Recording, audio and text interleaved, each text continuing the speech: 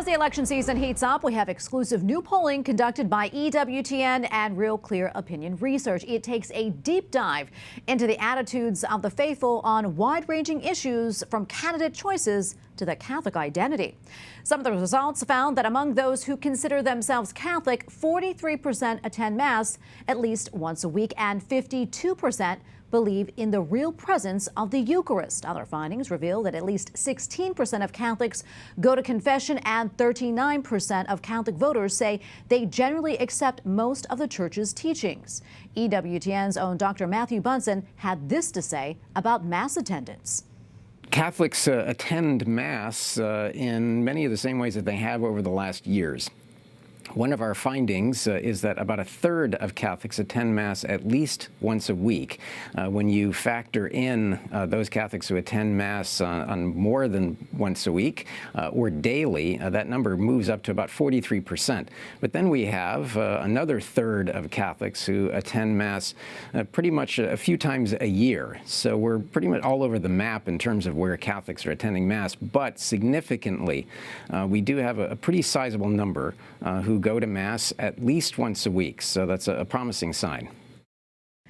All right, to help us take a deeper dive into the numbers, let's bring in Father Aquinas Gilbo, University Chaplain and Vice President of Ministry and Mission at the Catholic University of America, and Dan Cellucci, the CEO of the Catholic Leadership Institute. Welcome to you both, gentlemen. Dan, I want to start with you and a look at what the EWTN Real Clear polling found when it came to Mass attendance. The survey found that adults 18 to 39 attended Mass more regularly than older generations. Your reaction to those findings, and do you feel that it is reflective overall of the Catholic population? Yeah, I think that for those in the age group that you mentioned that are attending Mass, Tracy, I do think that that is what we're seeing in larger trends, because it's more of a conscious choice for those generations that are choosing to attend Mass at this point. I'm not sure it reflects the larger Catholic population. We have to remember that there's about 77 million baptized Catholics in the country, and we know that only about 17 to 20% are attending Mass every week or more. So I'm not sure how reflective it is of the larger population, but I think certainly for those who are in that younger demographic and making that choice, I think you're seeing a much more conscious Catholicism. Yeah, and Father Aquinas, I know you work with young adults at the Catholic University of America, most of whom no doubt attend Mass regularly. Do you think there's a correlation between how often one goes to Mass or confession and their political beliefs or leanings? That's certainly the impression that I think that we receive, certainly through news media or other outlets. They do think that either religious belief or religious practice is a predictor of leaning right or left or in voting patterns. I think one of the interesting things that your poll shows is that at least those that responded to the poll, the split is right down the middle, that those attending Mass regularly, and in fact, among those who attend Mass most regularly, the split between right and left is almost even. So that was one of the more interesting things I found in the poll. Yeah, and when it comes to church teaching, 39% of Catholics polled say that they generally accept most of the Church's teachings and try to live their lives accordingly, compared to 14% that say Catholicism has only a minor influence on their lives. Dan, this one is for you. How do you think acceptance of church teaching influences the way people view candidates and ultimately the way they vote, if at all?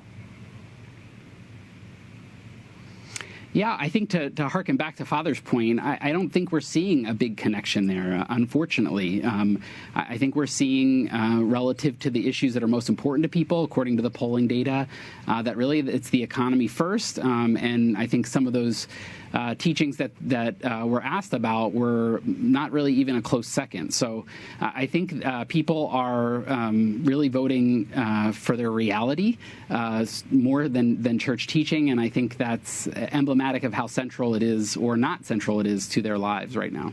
Yeah, with some other key findings that we found from this poll, about 52% of Catholics believe in the real presence, while 32% do not believe. Father Aquinas, your thoughts on that, and why do you think that a significant portion of Catholics don't believe in the real presence? Where's the disconnect here?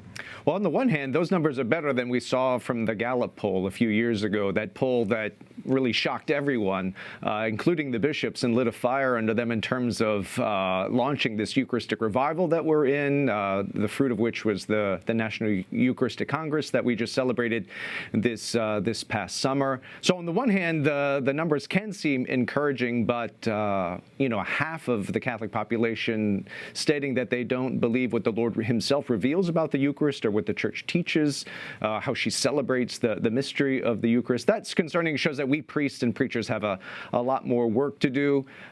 John 6, when the Bread of Life discourse, John the Evangelist ends that passage by saying that many people left the Lord that day, just that the teaching of the Eucharist is hard. So it is something that we have to continually preach, continually encourage belief in, and it's something that the faithful should pray for the grace every day to go deeper into the belief in the Eucharist, and also through their friendships and in their families, encourage and really encourage and support each other in belief in the real presence. Father Aquinas, I'm going to stay with you here for a moment. What advice would you give Catholics regarding the election, and what should we keep in mind as we head to the polls? I would say that every voter who walks into the booth is voting not only for their own personal interest, although that's obviously going to be on their minds, but the act of voting is a kind of mysterious thing where we're asked to state a selection or a preference, not just for ourselves but for the whole nation. We're really making a choice for the common good and the good of the nation as a whole, and that should be at the forefront of everyone's mind that they go into the poll. So it's not looking at what I need in my own house or in my own community, although those are very important. But what does the country need at this moment? What does the nation need at this moment? And then that's what should inform how it is that we pull the lever on Election Day. Dan, before I wrap up, I'm going to give you the final word. Your big takeaway from this polling.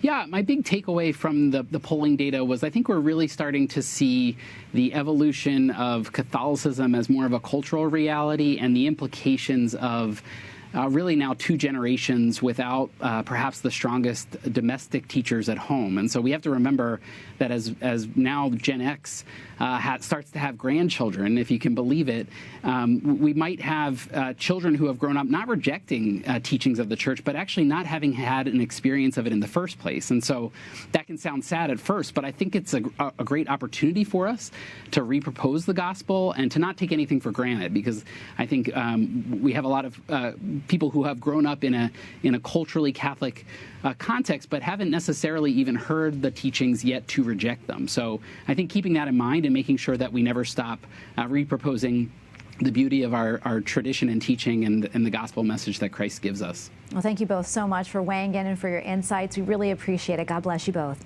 Thank you.